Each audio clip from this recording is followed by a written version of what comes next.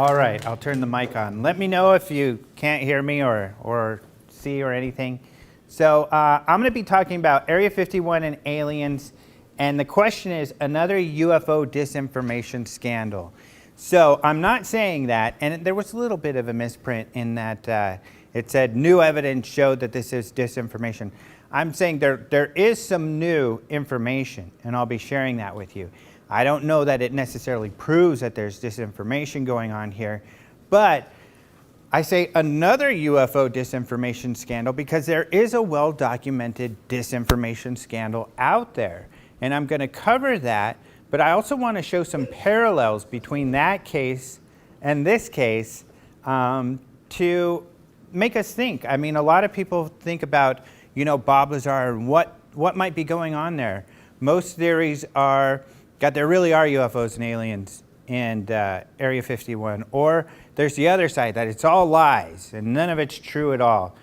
But a lot of researchers behind the scenes kind of think, well, what if we're being tricked? What if there's some kind of disinformation going on here? And so I want to explore that a little more closely and look at that and compare it to a case where we know disinformation went on. We don't know necessarily.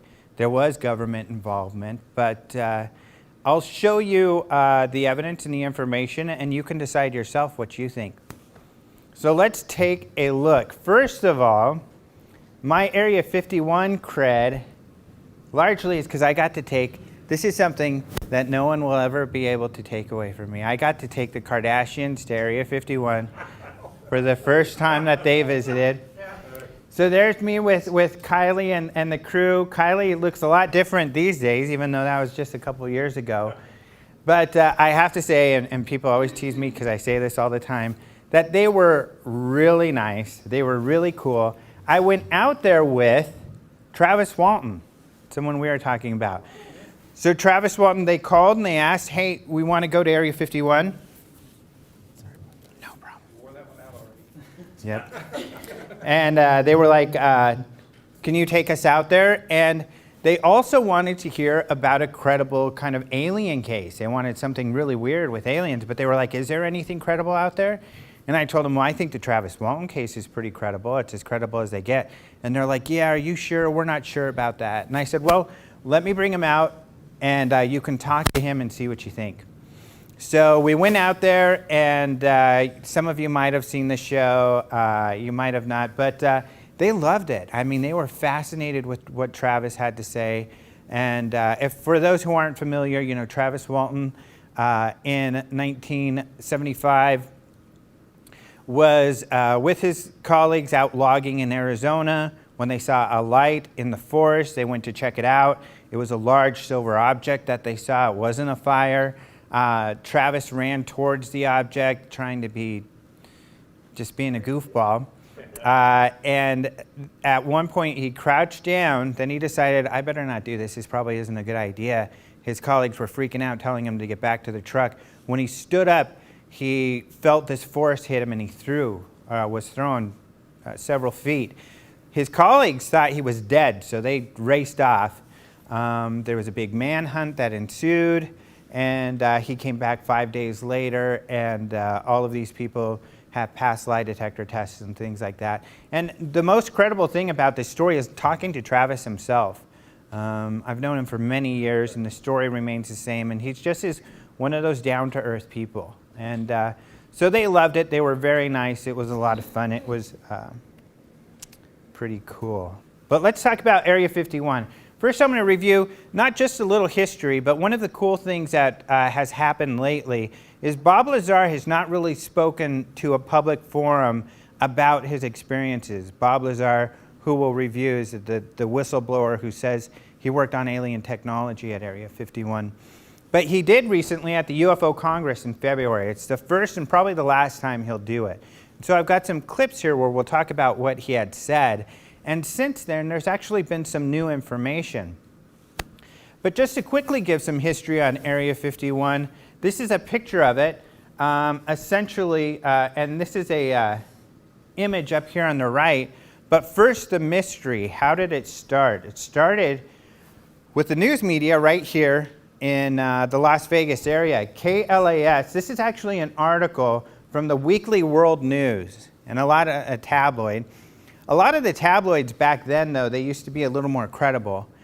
This story was about the work of some journalists, including a journalist at KLAS, who had been researching Area 51. They essentially had some engineers who lived in Las Vegas but worked out there, who had told them, we're working on this secret stuff at this base. It's called Area 51.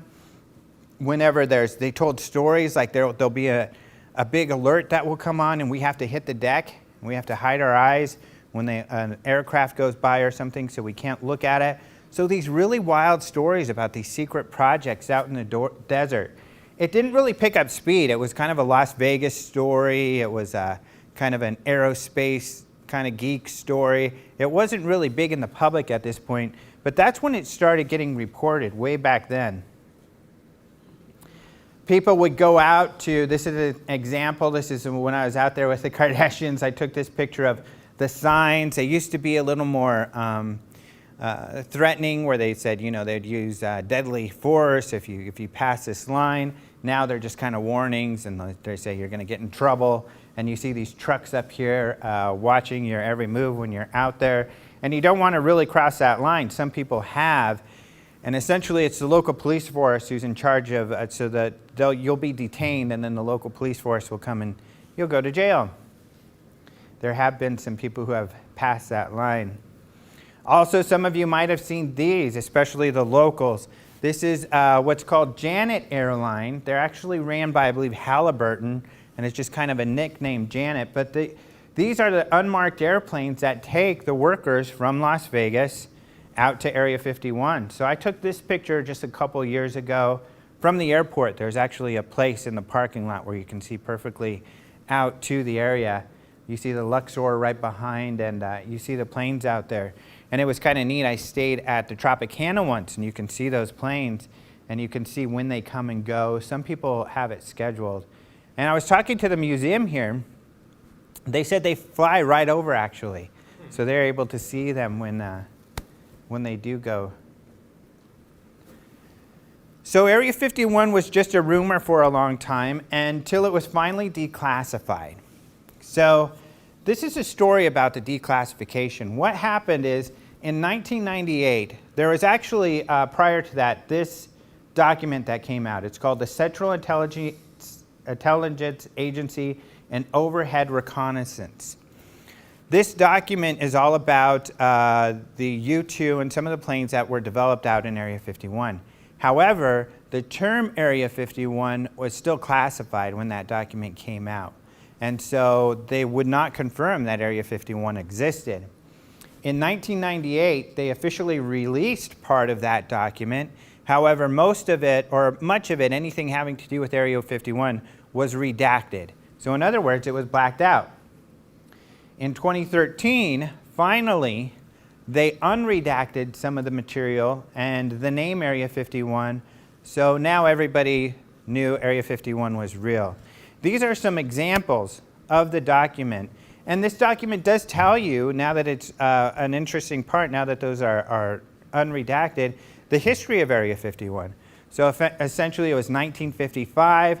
They went to go look for places that were secluded where they can build the U-2.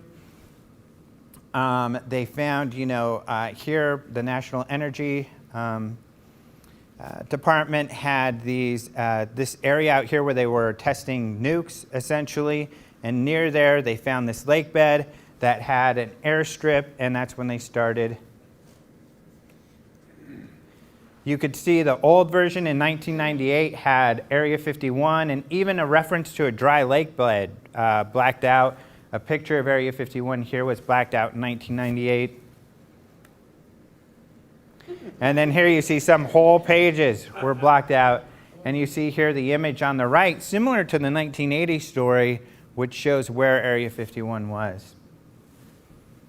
Where's the new land that they're buying now? What's that? They're buying all new areas around there now. Yeah.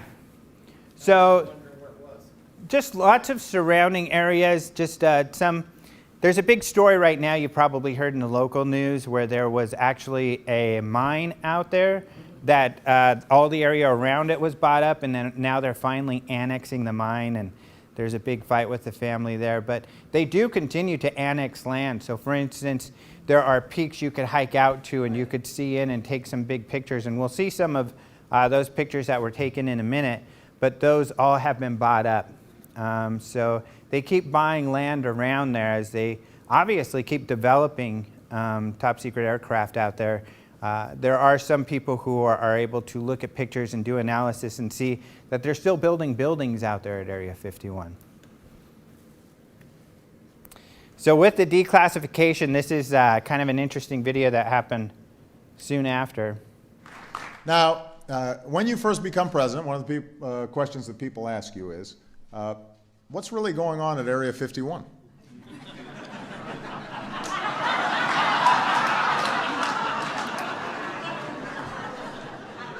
When I wanted to know, I called Shirley MacLaine.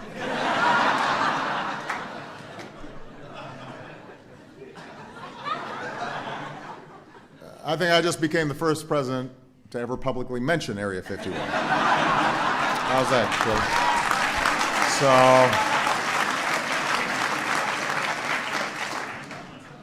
So, we love Shirley MacLaine. So here he was, this was the Lincoln Center Awards, and Shirley MacLaine was one of those people getting awards. And for people who don't know, Shirley MacLaine has been into UFOs and paranormal phenomena for a long time, so that's why he mentioned that. And indeed, he was the first president to mention the name Area 51.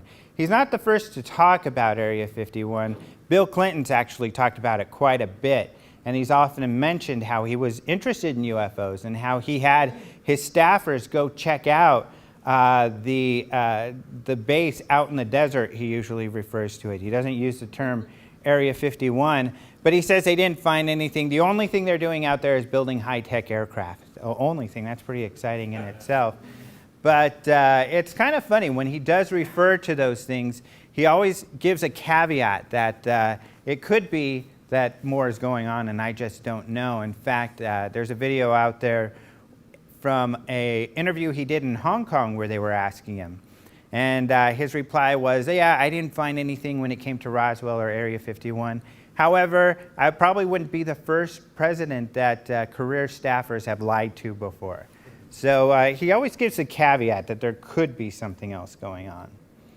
So that's kind of the history of Area 51 and some of the secrecy behind it and kind of the mainstream ideas or what we know about Area 51.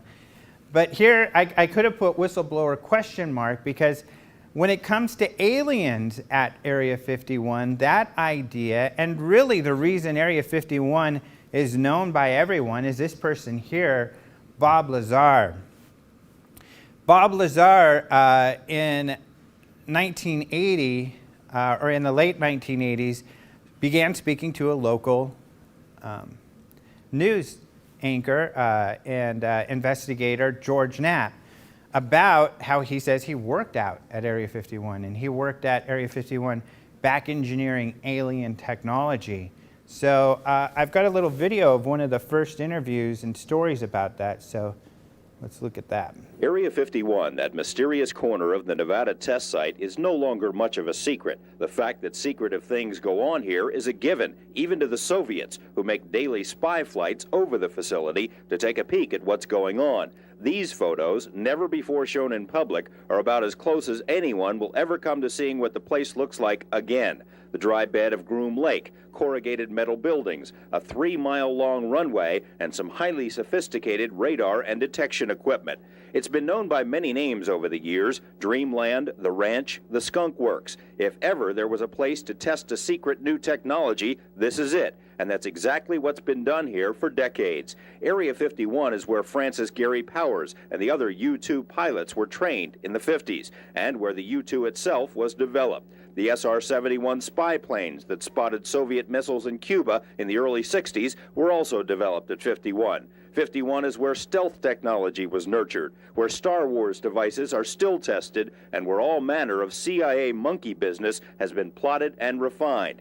News articles once again mention the talk about alien spacecraft, and subsequent articles in national magazines quoted unnamed sources about things of alien origin flying in Nevada, things that would make filmmaker George Lucas drool. Despite the speculation, no one who knew Area 51 from the inside ever talked publicly about the saucer stories. Well, there's several, actually 9 flying saucers, flying discs that are out there of extraterrestrial origin. The live interview with the shadowy Dennis drew international attention. Portions were broadcast by radio in 6 European countries and in a nationally televised TV special in Japan.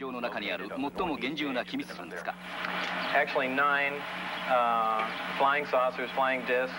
Despite numerous inquiries and feelers, Dennis has remained anonymous until now. His real name is Robert Lazar, a young scientist with eclectic interests. The choice of Dennis was an inside joke. He says that's the name of his superior at Groom Lake. It wasn't a joke to Dennis. He called right after and he said, "Do you have any idea what we're going to do to you now?" And I said, "Well, no." And he hung up the phone.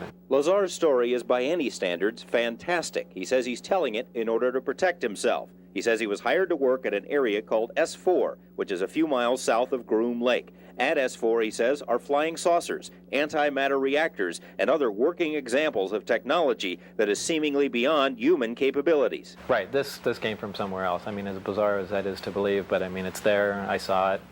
So there's Bob Lazar and some of his claims about what he saw out there. When he came out with this and these reports came out, they were hugely popular all over the world. And all of a sudden, practically overnight, everybody knew about Area 51.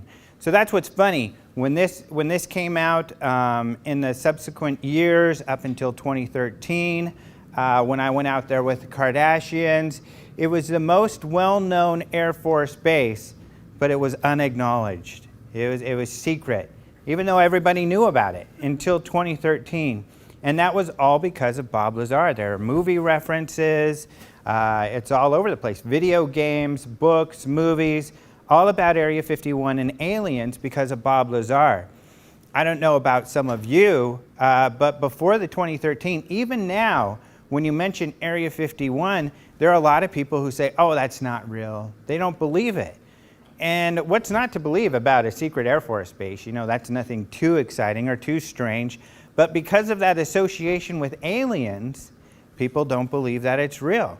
So I'll often show them some articles and everything. And when in 2013 the articles came out that it's finally been, it's no longer a secret, you know, I had a lot of contacts with people saying, oh my gosh, it was real, you were right. Well, yeah, you know, it's not that hard to find out. But there has been some debate. This is from our conference in February. The person on the left is named Jeremy Corbell, and we'll talk more about him. He's a really cool guy. He's been doing some great documentaries. He's an investigative filmmaker.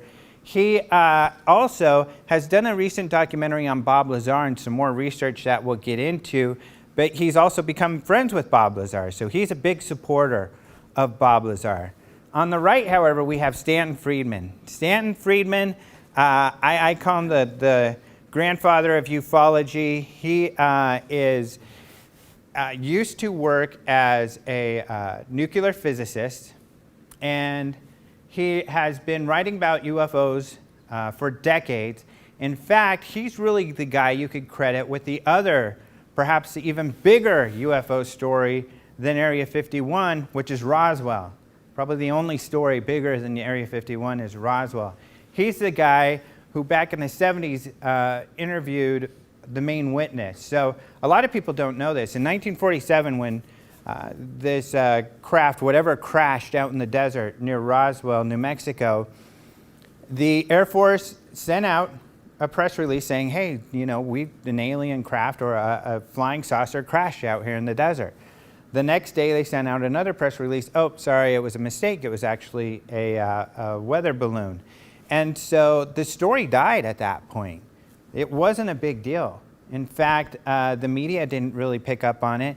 No one picked up on it. UFO writers did not write about it. There were a couple obscure mentions until Stanton Friedman interviewed the Air Force intelligence officer, who was the one who went out and looked at the debris, who many years later said, you know, that thing was not a weather balloon. That was what we said it was in the first place, a flying saucer. That's what he claimed when Stanton Friedman then went and did some more research. He found dozens of other witnesses who said the same thing, and then a book came out. And well, actually, that comes into play later on. What's weird is all of these things kind of go together. So Stanton Friedman researched Roswell. He believes that UFOs are real. He believes we're being visited by extraterrestrials. He even believes that alien abduction could be going on. But he doesn't believe that Bob Lazar worked at Area 51. And the reason is he did some research, and he found that Bob Lazar claimed to have several degrees. Stanton Friedman did some research at these universities, and he found out, he claims that Bob Lazar never went there. There was no one who remembers him. There's no professors who remember him. And I don't know about any of you, but I'm one of those guys where it took me several different colleges and universities before I got my degree. But, you know, every one of those you're going to find professors and students who knew me, but not one remembers Bob Lazar. And that is strange. Bob Lazar says that when he came out with his story, his employment records were all wiped regarding where he worked, such as places like Los Alamos and Area 51, and that his educational records were also wiped. Stanton Friedman says that's just not possible, and a lot of people agree with Stanton Friedman. Another of his arguments is that Bob Lazar says that the UFOs ran using element 115. Element 115, and in fact, you know, it's only been recently recreated, element 115, originally by Russian scientists a few years ago. However, Bob Lazar wasn't the first one to talk about element 115. A lot of people feel that way, but it's not true. Element 115 has been talked about for many years as, like Stanton gets into, and I'm no scientist, but it's called an island of stability that they're looking for. They're looking for these stable nuclear elements, essentially, to use for power and other things. But as Stanton Friedman says, element 115 isn't one of those. It's got a very short half-life. It can't exist for more than a few seconds or a very short period of time.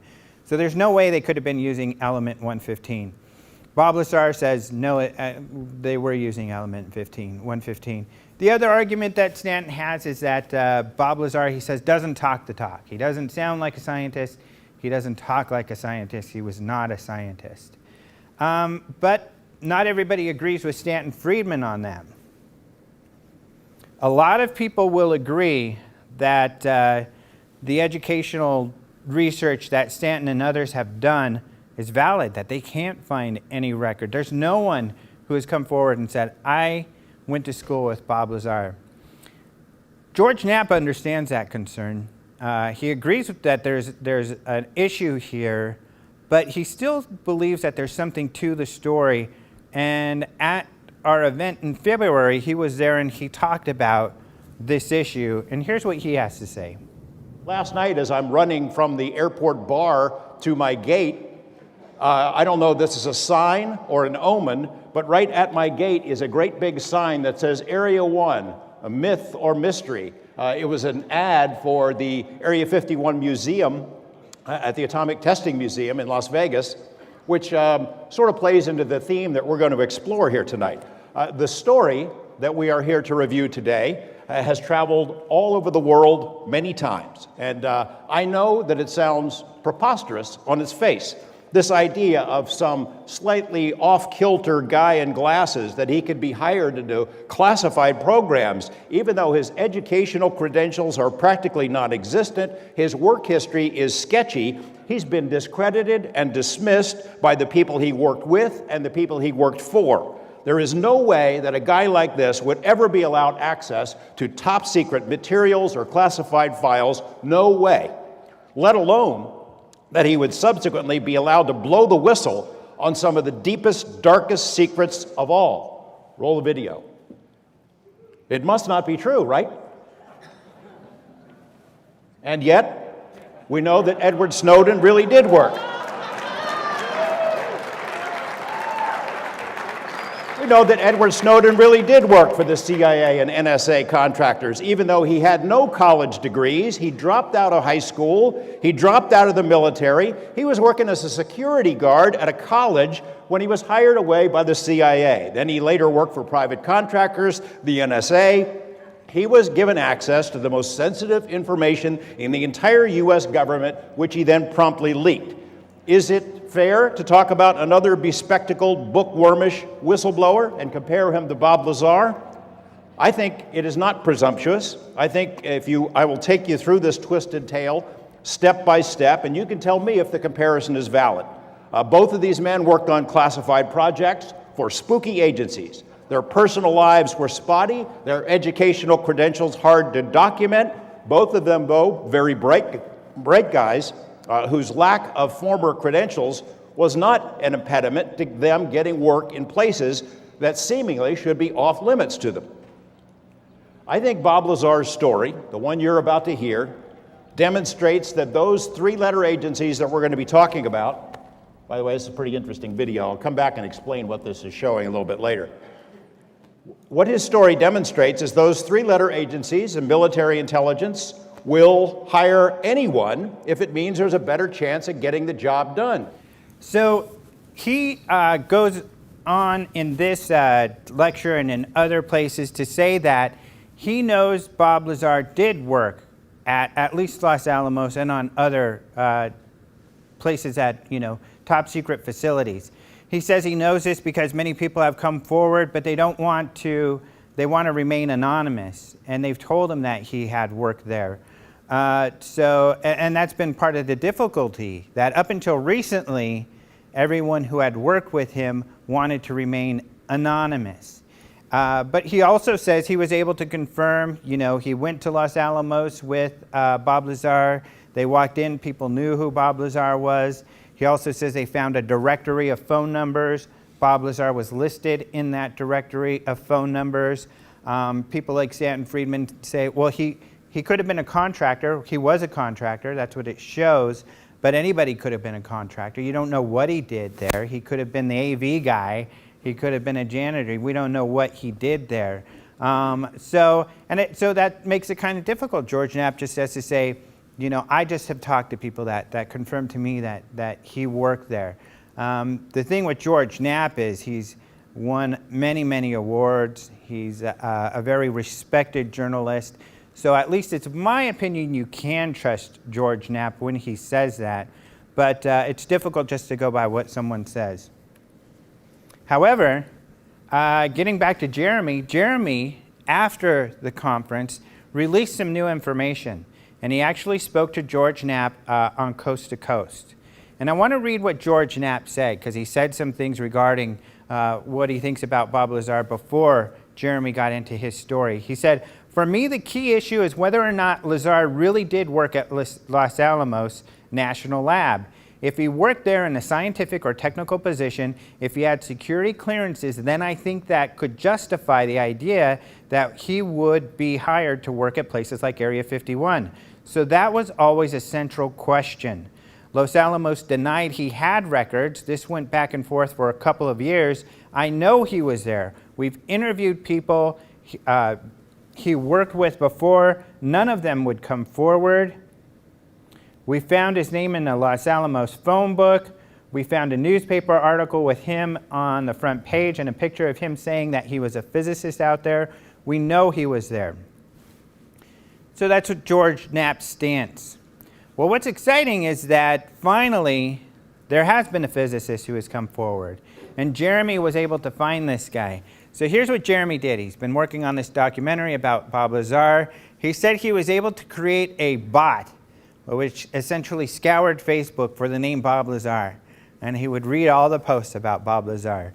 One of these posts said, "Hey, my neighbor says he worked with Bob Lazar." So we got a hold of that guy on Facebook, and he asked if he could be introduced to his neighbor. He got to know the neighbor. He researched the neighbor, who turned out to be legitimate, and was able to discover that this guy, did work with, or at least claimed to have worked with Bob Lazar. And so he interviewed the guy, and luckily this guy did not remain anonymous. He came forward. He essentially said, and we'll see his credentials are essentially impeccable. And he's like, I'm at the point in my life where I don't care what anybody says. I'm respected enough where I can get away with pretty much anything, and I'm retired mostly anyway, so I don't care. So he came forward. His name was Bob Kringle. He was a physicist. He worked at China Lake, Kirtland Air Force Base, Los Alamos, Sandia Labs, which is in New Mexico near Kirtland Air Force Base, another top secret facility. And he worked at the Manzano Weapons Storage Facility. This is also in Kirtland. And we're going to get into Kirtland, which is really interesting. It's part of the disinformation we're going to get into. Manzano is where essentially all of the U.S. nukes were held. There's a ton of them there. Nobody knows exactly how much, but there's supposedly like dozens and dozens of them waiting to be taken apart underground, just right outside of Albuquerque, and I'll show that to you in a minute. But Corbell asked Kringle directly if he knew Lazar to be working as a physicist at Los Alamos, to which Kringle said he was certain. This is just an article, actually, from 2002 about Bob Kringle. And this is in the New Mexico Business Journal, and it's actually New Mexico Business Weekly. It talks a lot about Kringle, and it just talks about him as a kind of this eccentric genius who invented a lot of things like the laser rangefinder. He's responsible for like lasers being used by police to be able to clock us when we drive, other types of laser technologies, and just all of these different technologies this guy has been related to, and about this kind of this genius that has invented all of these things. So it's like this says, creativity more than pedigree makes a man. This guy had the pedigree, but he became such a great inventor kind of because of his eccentricities and being a creative person. So this guy's been pretty well vetted. And finally, we have this guy who is able to put Bob Lazar at Los Alamos. And he says he was in meetings such as security meetings with Bob Lazar. So they would have meetings once in a while where they would remind you, remember you guys signed paperwork that you wouldn't talk to even your colleagues about what you did. And Corbell asked, well, do you know what he did? And he said, no, he didn't know what I did. We don't know what anybody did. We're not supposed to talk to each other about what we did. But he said Lazar was a bit of a rock star because he dressed, kind of more casual, and people knew he had like this rocket car. In fact, that was the article George Knapp was referring to. It was about this rocket car that he had built and all of these other kind of crazy things that Bob Lazar had built and put together that many people talk about. Another witness is actually a friend of mine. His name is Ron Regier, and he spent the majority of his life as an aerospace engineer. He helped NASA. He worked on some of the original NASA rocket projects. He's retired now. He worked on a lot of defense projects. He's also been interested in UFOs. He's been a state director for the Mutual UFO Network, a large civilian UFO investigative organization. And he's just an interesting guy. Every time, he's just got a lot of great stories of different places he's worked and everything. And I've known him for decades, and a lot of people, George Knapp and others, have interviewed him. So he is who he says he is, and there's really no doubt he is who he says he is. But he also says he knew Bob Lazar back then.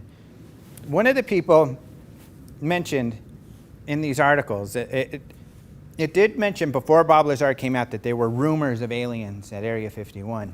One of these people that was talking about rumors of aliens at Area 51 and a lot of really crazy fringe ideas, and he still talks about crazy fringe ideas, is a local here in Las Vegas named John Lear. He's actually son of the guy who invented the Lear jet. Ron Regier and Bob Lazar were his friends. Ron says, we would hang out and talk about UFOs, and Bob Lazar would make fun of us because he didn't believe in UFOs and that stuff. That was before he went to Area 51. And John Lear is one of those people who's been, suspecting he thinks there's aliens out there at Area 51. And he was talking about this before Bob Lazar came out. So, but Ron says, when Bob came back and said, I've been working at this place called Area 51, and guys, you were right. There are aliens and UFOs. Ron says he was genuinely freaked out about it, and that he didn't work with Bob Lazar at Los Alamos, which is when he met him, or at Area 51, but Lazar had said he worked there, and Ron said, I had no reason to doubt him, because we would geek out about science and everything. He said they were working together to develop an idea for like this bunker-busting bomb, because this is kind of, engineers do a lot of freelance work, and there are some people who will come up with an idea and then they'll sell it to a defense contracting company, and then they'll be allowed to develop it, and that's what they were going to do together. But he said, Lazar was at my level. He knew what he was talking about. And Ron Regier, along with many other scientists, will talk about how technicians or people working on these projects, they don't necessarily need to have degrees. So all of these people agree. Does he have these degrees? I don't know. But you don't have to have all these degrees to work. You just have to have the knowledge and the know-how, and that. At least Lazar knew the know-how. And just like Krengel, he said he had the knowledge. He knew what he was talking about. He was working at these places. So here's to add to the mystery, what is Bob Lazar doing now? Here's Bob Lazar at the February conference talking about that. Tell them what you do now. I live in the scientific bubble. That's just about it. I mean, it's my work is my life. Whether I am working or having fun, it's pretty much the same thing. So it's I don't know. I pretty much do the same thing. Where you live and what you do, your business. I unfortunately live in Michigan. And You're glad to be in Arizona. yeah, I would really like to be back here. But yeah, the business is United Nuclear Scientific. We sell and build lots of scientific equipment and supplies, supply it to schools, universities, the government, everybody. We also do contract work. We do R&D work, design, construct, prototype gadgets, weird things for different companies. If they have a problem or something they're trying to solve, they'll come to me and just say, make this work. And so we do, but the bulk of it is really just selling scientific equipment and supplies, and trying to bring that back. Back when I was a kid, used to be able to go into a hobby store and buy chemicals and have a chemistry set. Now if you see any glassware in somebody's house, you just think they're cooking up meth or something like that. So, we try to change the tide and bring back hands-on stuff into, the current generation. That's one of the stories told about you, right? That you had a meth lab, among other. Oh yeah, that's true. Yeah, I forgot about that. Do you have any government contracts? We do government contracts. You see where that could go. People, he's working for the government, they're paying him off. He did his job, spread disinformation. Now he's working for the government. You're not working for the government. No, I don't work for the government, but if there's contracts, I bid on it. And every faction of the government doesn't know what the other one's doing. It's a complete mess. I want to give them an idea. The question is raised, you're not a scientist. What kind of scientist are you? And I haven't been to your house in Michigan, but the last time I visited you, it was in New Mexico, and there was something built in the house, the building right behind your home. It was, as I recall, a 30-foot particle accelerator. Yeah. You built it. Yeah. What did you do with that? What do you do with your home particle accelerator that's 30 feet long? Well, at the time, I was working on an efficient way of storing hydrogen for, automotive use, so it can be used as a fuel. And some of the most efficient hydrides, materials that absorb hydrogen like a sponge absorbs water, were restricted because they were used in thermonuclear hydrogen bombs. And so you couldn't purchase these materials, but there was kind of a loophole in the law where you could make them. So I had to make a particle accelerator to make the material to use and run tests on. So that's what that was all about.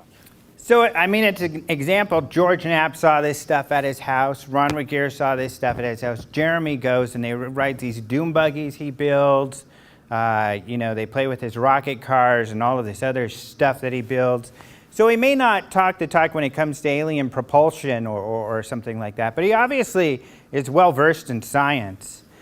Here's a picture of his website, And this is kind of an interesting part here. He sells red hot uranium ore, very high radiation level. And he talks about how rare that is. And he actually ran into some trouble with the government over being a supplier of this sort of stuff. But he does it. I mean, he's selling all of this scientific stuff. He's got these government contracts. And of course, like George Knapp said, the question is, well, it's twofold. Okay, let's say that this guy is a whistleblower. And he revealed the big secrets that aliens are at Area 51, or at least we're back engineering alien technology, more accurately is what he says, at Area 51. Well, shouldn't he get in trouble? Snowden got in trouble. Snowden we're looking for. He's hiding out in Russia, which is, ideologically people he doesn't agree with. I mean, it was the sort of thing Russia does that he was fighting against that we are doing here. But Bob Lazar is here with government contracts. Just like George says, that kind of makes it look like, maybe you're in cahoots. But even if we go to the other end, if he is in cahoots with the government and they did work together, why are they lying about him working at Los Alamos? If we can prove, or it's fairly well established he worked at Los Alamos, why not tell people, yeah, he did work at Los Alamos, but he didn't work at Area 51, and we don't have aliens at Area 51. Instead, they just lie about it. So it's just, you scratch your head. What the heck is going on here? Is it disinformation? Is it not? Is he telling the truth? Is he lying? There's another case. The Dodi Benowitz affair. In this case, we do know it is a disinformation scandal. Why do we know that? Because the man, the primary person here, says, I was involved with disinformation when I was working for the Air Force Office of Special Investigation in the 80s at Kirtland Air Force Base, another top secret place where they have several top secret facilities. This picture is actually from a great movie. It's a documentary called Mirage Men. And it's done by Mark Pilkington. There's another book out there by Greg Bishop called Project Beta, which is also an investigation of this case. However, I decided to do my own investigation, and we'll go through this, because those are largely dealing with interviews with Dodi and some of the other people involved. Dodi's a liar. He admits he's a liar. During my investigation, you can see he changes his story constantly. You just can't trust a word this guy says. So when I went about my investigation, I matched up what he said towards other credible sources, and we'll talk about that. But let's get into the story first. This is Kirtland Air Force Base up on the upper part of the screen here. And this, I would advise you guys, this is probably one of the most interesting areas you can explore on Google Earth anywhere in the world. The reason being is, some of those secret facilities that Krangle and Ron Regier worked at are right here. So this is Manzano Mountain. You'll see, if you zoom in, you'll see that there are entrances into this mountain where there are a bunch of labs where they do secret testing and work. Some of those labs is where they used to store the nuclear warheads. You'll see things out here, like you'll see tanks on the perimeter and other security stuff. I'm not sure if it's this one or this one, but one of these peaks has a laser testing facility where they're shooting lasers off, and people see those in the Albuquerque area. This is outside Albuquerque, by the way. In fact, you see up here, Albuquerque International Sun Airport, and when you fly into that airport, you'll see Kirtland right next to it, and you'll see jets and military aircraft and stuff like that. You see these rocket sleds that are out here. They have this giant wooden structure that they test like radar or nuclear. They'll like send nuclear radiation at planes to see if they're, and other things to see how they react. There's a small nuclear device, nuclear power plant on the base where they test nuclear power plants. There's even some testimony of someone who worked there who said, when you're in the parking lot at this facility and you close your eyes, you'll see flashes of lights occasionally of the radiation that's coming out of that power plant. Just a lot of weird stuff. In fact, right out in this area is down here to the south is where Sandia Labs is, where they do more of that sort of work. So they do a lot of this sort of work here at Kirtland Air Force Base. And this is where this story starts. So the story starts with Paul Benowitz. Paul Benowitz was an engineer. He had a company where they developed kind of thermal devices. And these devices they sold to the government. They had government contracts. And up there, even right around where it says Kirtland Air Force Base, is where he lived. He had a house up there and a lab up there, and he could see over the base.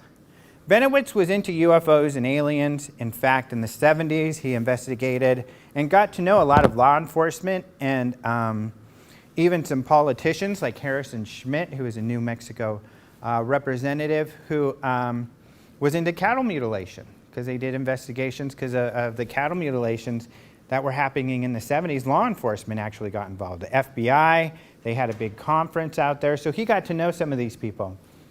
But he started taking pictures and videos of what he thought were UFOs and aliens over the Manzano area. And he started talking to the security at Kirtland Air Force Base saying, hey, you guys got aliens that are flying over. You guys better be concerned. He was also getting signals that he thought were alien signals, transmission. So he was literally concerned about alien invasion and stuff like that. He went to the base. He told them, hey, you guys got a problem. The base sent out a couple people to go investigate. One of these people was sent out, even though he was kind of a scientist working on some projects. He wasn't with security, but he had worked at Project Blue Book, the Air Force's UFO investigation group, so he knew about UFO investigations. So he went. The other person that went was Richard Doty, and he was an agent with the Air Force Office of Special Investigations. They went out there and looked at the stuff. Now, according to Doty, this is Doty's story from here. Doty says, and here you can see actually, this is Thunder Scientific Corporation. This is Paul Benowitz's company. And you see the Kirtland Air Force sign right there. They're just right next to each other. But Doty says that when they went out and looked, they saw that he was getting telemetry and pictures of top secret projects on the base.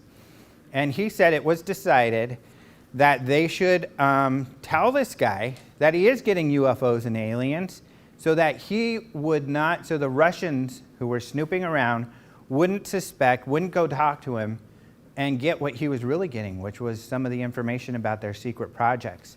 He said there was a gentleman with the DEA who they gave the code name Falcon that was kind of his boss in this disinformation project, and that they did things like giving Benowitz documents that showed that aliens were real and he was being investigated. They would break into his house and rearrange his furniture so that he would believe that, aliens or somebody was messing with him and looking at him. They said he would park a truck across the street where it was obvious that they were looking at him to make him think that he was being monitored. All of this stuff that made Benowitz extremely paranoid. He started investigating, alien abductions and things like that. One of the people he talked to is Dr. Leo Sprinkle, who at the time was in charge of the clinical psychology department at the University of Wyoming, who was also interested in UFOs and things like that. But he told him, they worked together on a case where Doty said, this woman said she was taken to an underground facility. I think this is in Dulce, New Mexico, outside of it under the Archuleta Mesa or mountain. Doty says that he led him to believe there was a secret base in this area, that he would fly him over the area and say, look, that's probably an entrance there and that's an entrance there. And it's been confirmed by, for instance, another state police officer in New Mexico that, they would fly over and that Doty would tell him there was a secret base there. So he became extremely paranoid. Even Dr. Sprinkle says he started really freaking out, for the lack of a better term. He would hide out in his car. Because his car was all full of metal, and he thought the aliens couldn't get into his mind and stuff if they were there. He literally had to be institutionalized a couple times until finally his family said, that's it. He was institutionalized, he was paranoid, and they said, this is, you've got to dump this. We're not going to let you talk to any of these UFO people. It's over. And so at that point, he stopped talking to anybody with UFOs, and then he passed away. I can't remember the year, something like early 2000s. So it's a really sad, tragic story. And this is Doty who's telling this story. This is where the story gets worse, and one of the reasons why this story is kind of lost to obscurity in a lot of ways. So this was his accomplice on the left, William Moore. And this is where it kind of mixes with Roswell and some of these other stories. This was William Moore's friend, Jamie Shandera, who was a Hollywood movie producer. And William Moore was an author. In fact, William Moore is the guy who wrote the book along with Charles Berlitz about Roswell, the very first book about Roswell. And they used the work of Stanton Friedman. This is Stanton Friedman, who we talked about earlier. So these guys were all working together at the time. Well, the story is, and it's my personal belief from looking at what I've seen, that William Moore is a liar as well. I mean, his story changes throughout this whole thing. But in 1989, William Moore came forward, and because some researchers, in particular Robert, he does nukes research, nuclear UFO research. I'll remember his name. No, Hastings, Robert Hastings. Robert Hastings was onto him. Robert Hastings started investigating. It was like something weird is going on here. And so in 1989, William Moore was kind of pushed forward to come out and admit that back in the early 80s, that Richard Doty had come to me and said, I need someone on the inside. I need to know about UFO research. I need someone to go talk and feed Benowitz information on this project I'm working on, but you have to do it in secret. And if you do it, I'll give you insight into the real UFO stuff that's going on, because there really are UFOs and aliens. And Bill Moore did it. So Bill Moore started working with Benowitz to feed him information and to give him some of the documents that Doty was creating that were hoaxed. This is the first document that Bill Moore gave to Benowitz. He gave it to him in 1981. He says that he warned Benowitz, I think that this is could be disinformation, so you might not want to spread this. But of course, to Benowitz, it was a big deal because it finally verified, oh my gosh, the government is investigating me and they know about aliens. This is the document right here, and it was called the Aquarius document. And it's got a lot of ridiculous statements, a lot of misspellings, a lot of terrible grammar, which in the early days, these documents that Doty gave him were like this. It talks about how Benowitz is being watched, UFOs are real, that this information is being passed to NASA. From NASA, it's being passed to a group called MJ-12, and that MJ-12 are the only ones to be the holders of all of these secrets. MJ-12 now is a word that is well known in UFO mythology, and this is the first place it comes from in 1981.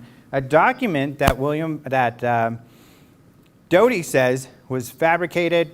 Later on, he says, like I said, he changes his story a lot. So does Bill Moore about this document. They later said that, we think lots of this document's real, but some of the things were changed. So they keep changing their ideas on about this document, but it was part of Doty's disinformation program. Another document that came forward, another one that talks about Project Aquarius for MJ-12, is this one. This is supposedly a briefing for Carter. And it says stuff about how Jesus is an alien and about how aliens have been looking into us for thousands of years. And Benowitz believed all this stuff. He really, bought it. And it just perpetuated his ideas. In fact, what's interesting is that in 1983, some of you may know about a researcher named Linda Howe. She was really popular during this time because she did this documentary about cattle mutilation that became a really big deal. And, she became pretty famous from it. It was a great investigation. Well, Doty invited her to Kirtland Air Force Base, and he showed her a document very similar to this that essentially had the same information.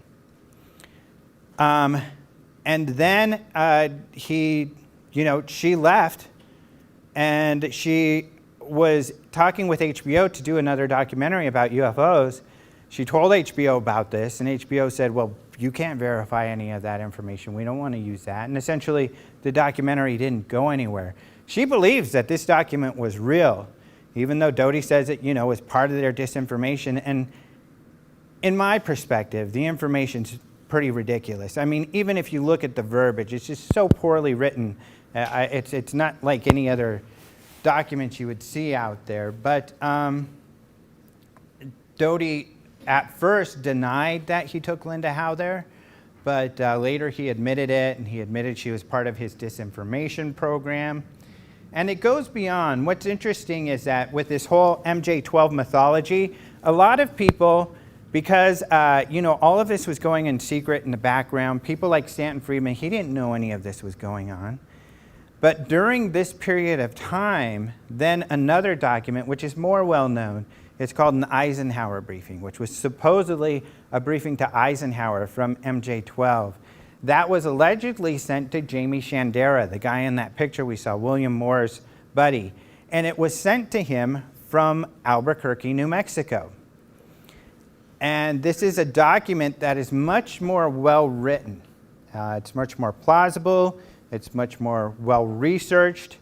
And that is a document, like I said, that's supposedly from MJ-12, to Eisenhower about MJ-12 and how they're managing Roswell and the UFO information. They received that in 1983, but they showed it to Stanton. And Stanton wanted to investigate it. They didn't want to share it with anybody. But then some more weirdness happened, because then somebody started sharing this document with people in the UK, UFO researchers in the UK. One in particular, Jenny Randalls, was showing the document. She said, I can't verify this. I don't want anything to do with it. Another guy named Tim Good was like, oh, cool, I'm going to put this in my book that I was just about to publish. And then he also sent it to the press. And so the UK press wrote a story about it in '87, which forced then Bill Moore and Shandera and Stanton Friedman, like you see in that picture, to come out and share those documents. And that's how the MJ-12 kind of mythology got out there. But you never hear about these two documents which had it first, which were the Doty documents. And Doty says, I didn't have anything to do with those Shandera documents. I don't know where they came from, but they're real. I can tell you that that stuff is real. Meanwhile, he's giving Benowitz all this goofy crap back here. Interesting enough, I should say that Stanton Friedman believes MJ-12. But here's some of the hard part about that. Stanton Friedman says, well, the list of people that are part of MJ-12 are the list of people that Bill Moore and I knew were part of MJ-12. But back when he said this and when he did this investigation, he didn't know that Bill Moore was working with Doty, and that Doty had passed along fabricated documents about MJ-12. Another thing he did that Stanton Friedman didn't know about is he had approached a journalist and said, hey, there's this thing called MJ-12, we need to write a book about it. And the journalist, who was an Inquirer journalist, Bob Pratt, said, well, I can't verify this. I'm not writing. If we write a book, we can write a fiction book. And Bill Moore got mad and said, no, this is real. We got to write a nonfiction book. And Bob Pratt said, no, I can't do that if I can't verify it. And those records only came out fairly recently in Bob Pratt's personal notes. He had written about, how Bill Moore had approached him on this. So there's a lot of shady business going on with this. So I decided to look into this. The first thing I did was a FOIA to get Doty's military records. Did he really work at Kirtland Air Force Base? Was he really with Air Force Office of Special Investigations? He was. So I wasn't the first to get this. I think Greg Bishop, who I mentioned, did Project Beta, got some of the records. Mine were a little different. But it showed that Richard Doty was in the military, Air Force, from '68 to 1988. He retired as a Master Sergeant. From 1980 until his retirement, he's listed as working at Kirtland Air Force Base as Air Force Office of Special Investigation. there is an incident. I later found out that some documents were discovered by an investigation done by Bruce Maccabee, who was an optical physicist, a UFO researcher, who had actually investigated an alleged UFO sighting at another base. And at that base, the guy that he worked with was Doty, and he had determined that Doty was not being honest with him, and he didn't trust what he was being said, he was being given. And it confirms on this that Doty was at that base as well. But I also asked the FOIA, the Air Force, on Benowitz and the whole affair. What did they have any records of this alleged, project to feed Benowitz disinformation? What I found was interesting. It's the Air Force's side of the story. The Air Force says that indeed, Benowitz did tell us that there were UFOs and aliens that were invading our base, and we need to be worried about it. We did send Doty out there with this other officer who is part of Project Blue Book. They looked at the material. They didn't determine it was really anything that they were too concerned about. Some of the signals they were interested in it because they didn't say why, but they were interested in some of the signals. They sent it to another department who looked at it. They didn't think much of it. Benowitz continued to say, you guys need to look at this. So they actually invited him to the base, and they had some of the scientists come in. One of these scientists had said, well, what we were concerned about is that he was getting some material regarding some of our projects. So all of these scientists went to go meet with him. He told them about the UFOs and aliens. From one of the people at the meeting, he said that they all ended up getting up and leaving until there was only a couple people left who said they would work with him on doing some more, getting a grant actually to investigate this stuff more. But essentially they were talking about, or giving the impression they were humoring him. But they determined there was nothing to it. They didn't want to, there was nothing to investigate, at least nothing to do with OSI. OSI is more law enforcement. So they do, look for more criminal things. And there was nothing there for them to look at, so they dropped it.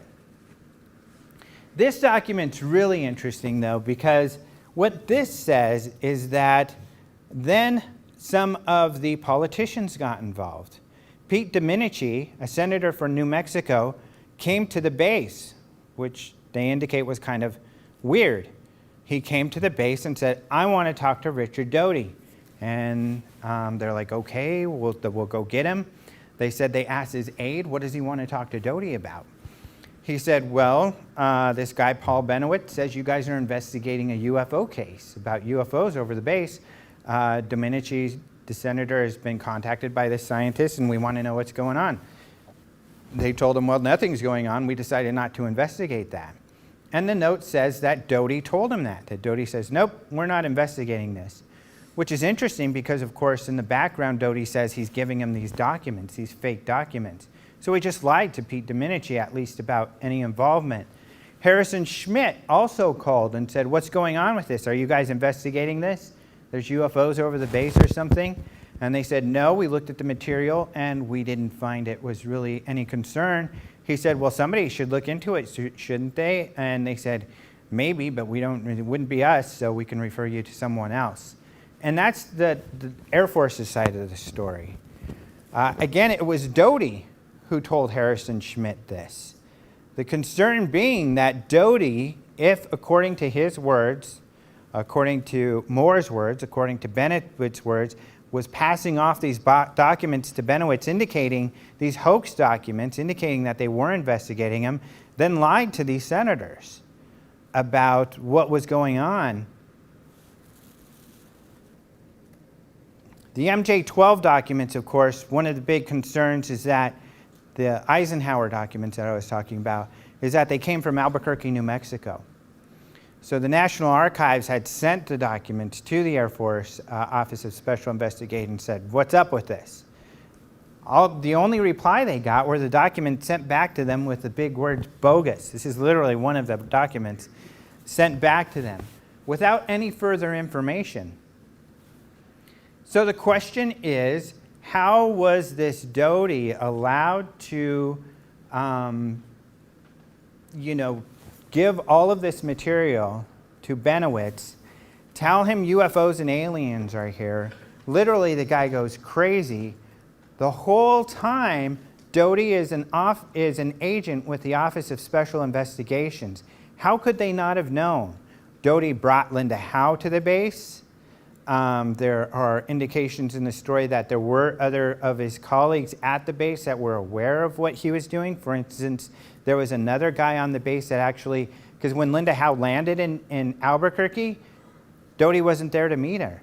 So she's wondering what's going on here. She calls, and some guy answers the phone, and she's like, well, I was supposed to meet Doty. Where is he? And he says, oh, I'm sorry. And he goes and picks her up and brings her to the base. So this guy was aware of what was going on. How could they do that? Doty, of course, a lot of people say Doty had to have been doing this all on his own, that this was a ruse. Maybe he was doing it with more, and they were in cahoots doing all of this. That's possible, certainly. But why didn't OSI, especially later on, why haven't they spoken about it, and how could he be doing it all alone? The other question is, like Doty says, well, maybe he wasn't doing it alone. Maybe he was tasked to do this. If that's the case, then the government, this is a disinformation program that was done by the government, and they made this Benowitz go crazy. So the question is, what's going on? Meanwhile, Doty is still out there, and he's actually a police officer, a state police officer in New Mexico. And he's still telling lots of wild tales about UFOs and aliens landing, and the government's knowing about it, and all of this really wild stuff. I have a video on YouTube where I go over, it's a half-hour long, all the details of this case. And there's also an article online, because I sent a letter to the Air Force. I was working with their PR agency to get those documents, or their PR group.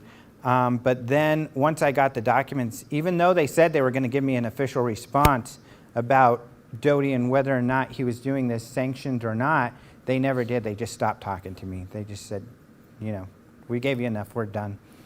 But it's my argument that they need to answer. They need to tell us, was Doty sanctioned to do this? Because a man went crazy, and he was, like John Alexander, he's a local here in Las Vegas. He helped me with this document. And his argument is that Doty admitted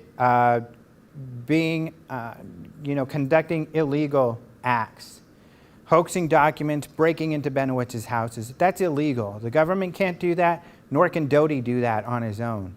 So that they need to answer for that, and they need to have an answer. But unfortunately, they don't feel they have to have an answer. And at least I don't have the clout to get an answer for them.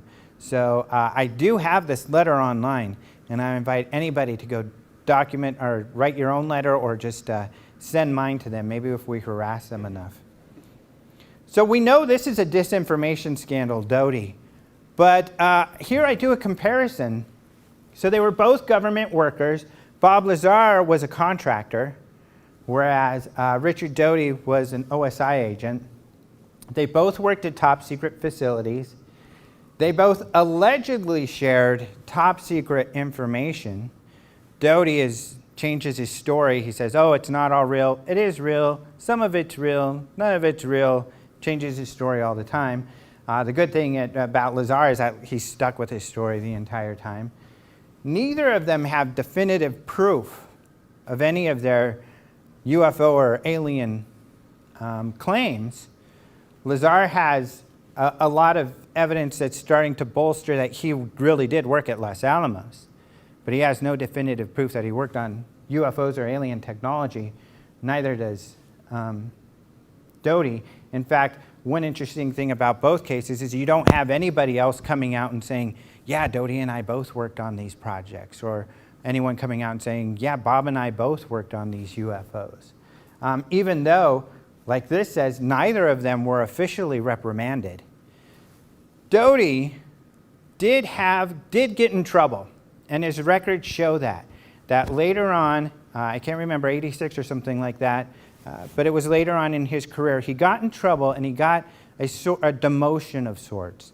the way John Alexander puts it is he was demoted to a level where this would be the guy that would kind of serve you at the officers club. He'd be the guy to go get your ping pong clubs. So he got in trouble. Whether it's regarding all of this affair, we don't know, because they wouldn't share that with me. They said they can't share any legal kind of issues. Doty says, just like with a lot of his stories, there's all this big cloak and dagger kind of thing. Oh, I was off doing this, this spook work, and I had an informant, and the government didn't want him to protect him, and I thought we needed to protect him, so I had to do some things to protect my informant that my superiors got upset with me, and so I got demoted. Doesn't ring true, but this is also interesting. So, you know, Lazar not only doesn't get, Lazar says he got in trouble in that he got not necessarily fired, but he couldn't work at Area 51 anymore, and they erased his records. But he now has government contracts, so he's still working with the government. And then, you know, Doty's working with the police force, so he's still working in an official manner.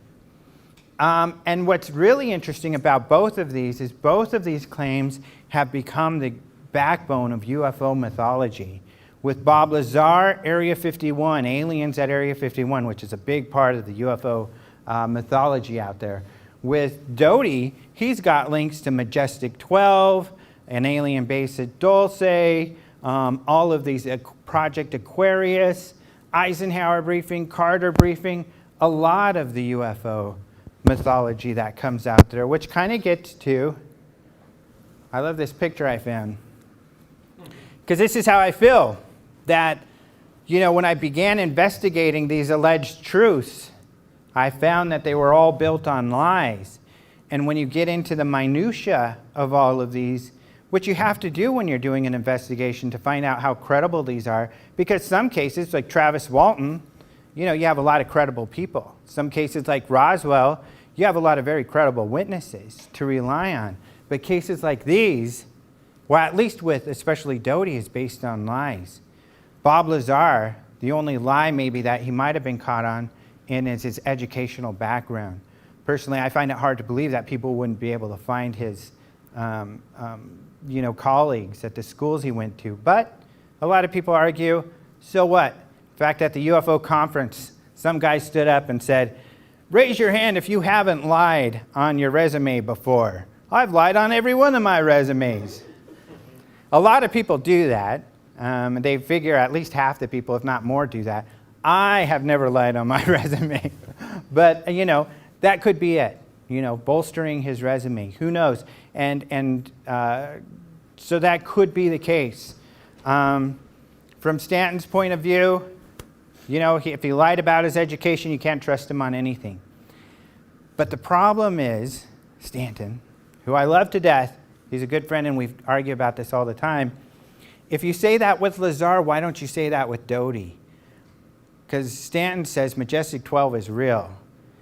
Well, if Doty lied about all this stuff, and he's the guy who invented, or at least is the guy, and not only that, if Doty was only an OSI agent for like a year before he was entrusted with the biggest government secret there is, that there's a secret organization, and then he goes out there and blabs it, that doesn't really fit. So you got to apply those to both sides.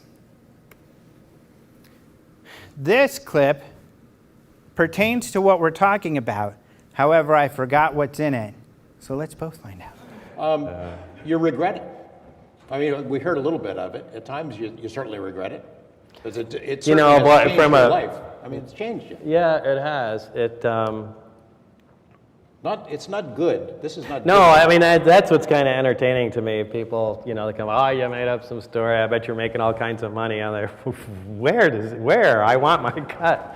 But no, you know, to be honest, I did have the opportunity. I mean, New Line Studios in Columbia, you know, when they heard all this, I mean, the president of Columbia Pictures came down and, you were there, right? Yeah.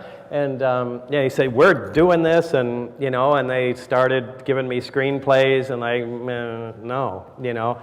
It was a James Bond movie. They had me running over the tops of cars. It's like look, either you tell the story how it happened, or leave me out and just make up a UFO story. But you can't. It has to be exactly what happened. And so it was just constantly everything being turned down. And it's like, you know what? We're not doing it.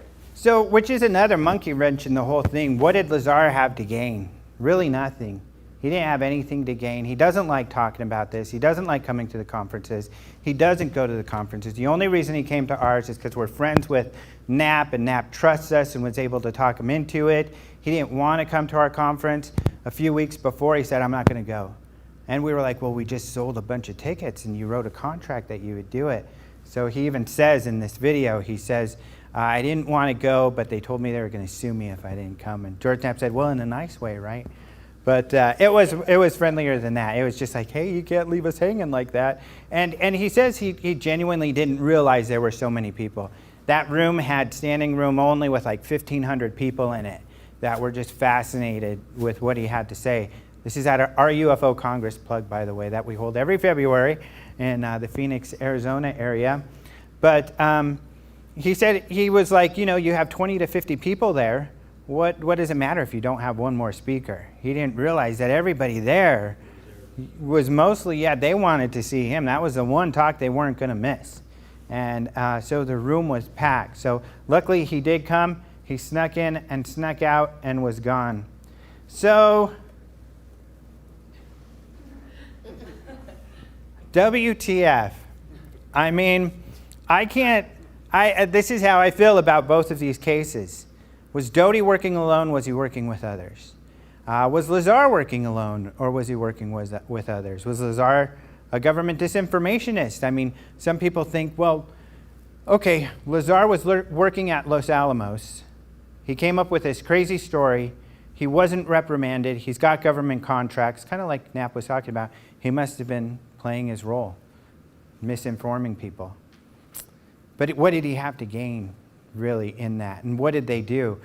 Like Doty says, you know, nobody believed Area 51 existed because of the alien implication. Even now, there's people who don't believe it because of the alien implications. Was that the idea? Is that so people wouldn't take Area 51 seriously and go nosing around?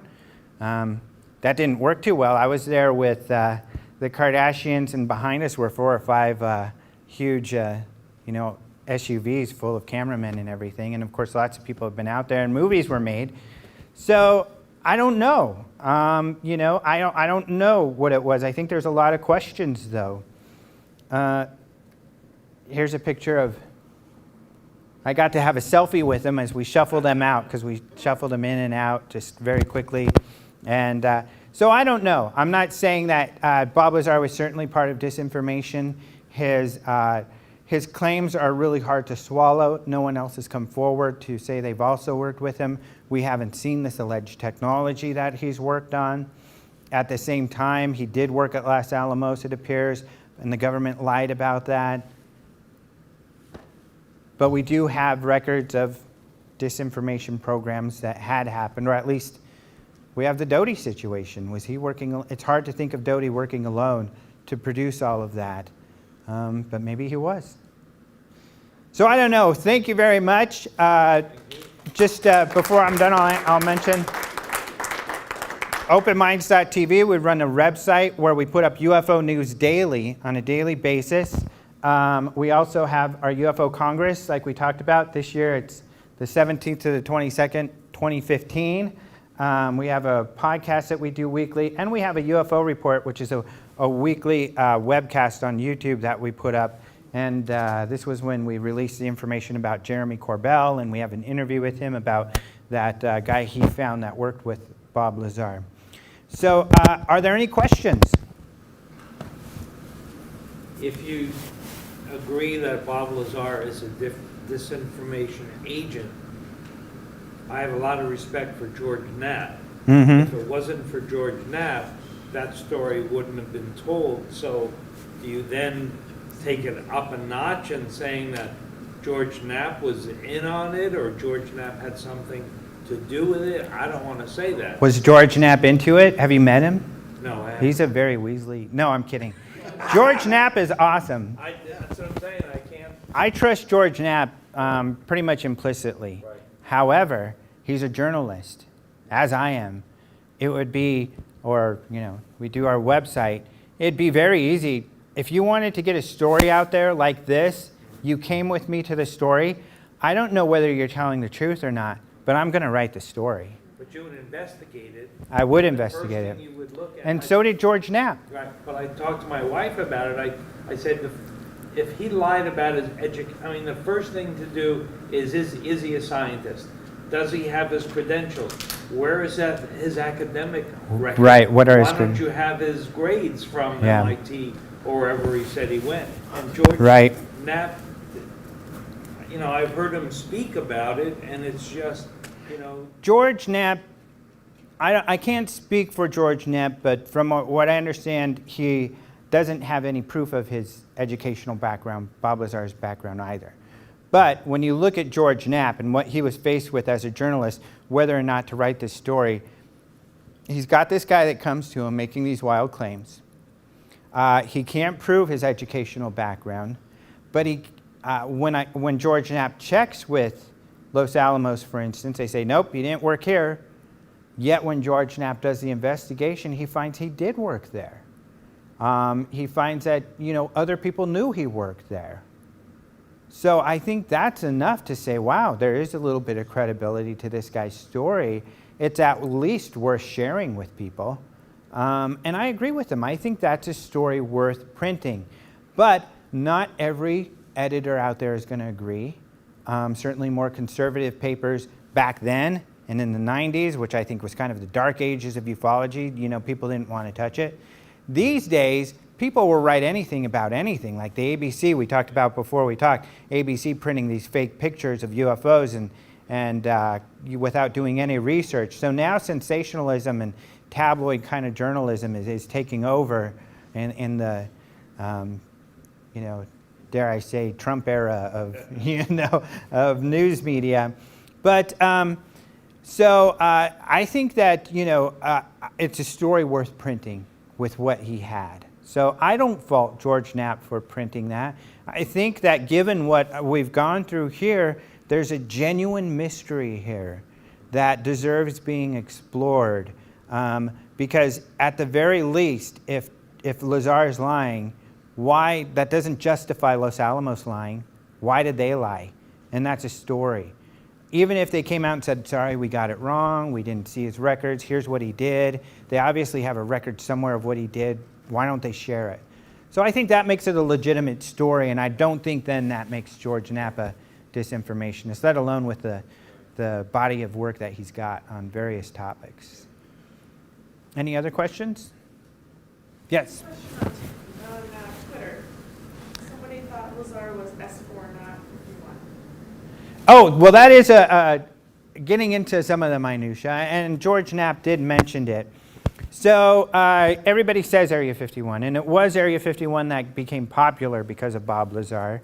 But when getting into the details of what Bob Lazar claims is that he was flown into Area 51, and then he was bused to the south near Papoose Lake, where there was an underground facility called S4, and that's where he did his work. And that was an even more super secret facility that only had, I think he said there was only like 20 people that worked in his area. So yeah, that is accurate that, and some people will say, oh, it's not Area 51, it's S4. Well, generally we say Area 51, but technically it was S4, but he worked through, Area 51. Yes? The fact that no one else has come forward and said anything similar to what he said, they've observed how much his life has been ruined, and so that doesn't really encourage anybody to sort of corroborate with the story. Mm-hmm. And I always think of all the people who are not scientists who work at that base, the janitors, Mm-hmm.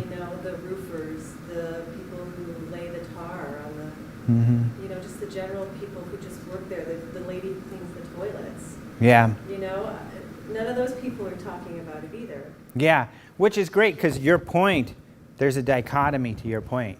At the one hand, you can see scientists not coming forward because look what Bob Lazar went through, all of this attention, and it can't be positive. And nobody wants to, and there are other situations. We were talking earlier about a story we've done on this Homeland Security video from Puerto Rico. Even the experts who are talking about have nothing to do with it, want to remain anonymous because they have top secret clearances and they don't want to put those at jeopardy at all because that hurts their career. So yeah, nobody wants to attach their name, especially if they have a top secret clearance, to this because it could jeopardize their career. So you can see why other scientists wouldn't come forward. But then as you mentioned, what about the janitors? What about the other non-technical employees? Why haven't they come forward? They have less to risk. So I think that's a great point in the dichotomy of this whole thing. At the one hand, you can see why the scientists haven't come forward. On the other hand, why haven't any of these other people come forward? And I think that's an excellent point. And it's one of the other things that make you scratch your head about all of this. Anything else? All right, well, thank you all so much for coming. Hopefully you've been through the Area 51 exhibit. Definitely check that out in the rest of the museum if you haven't.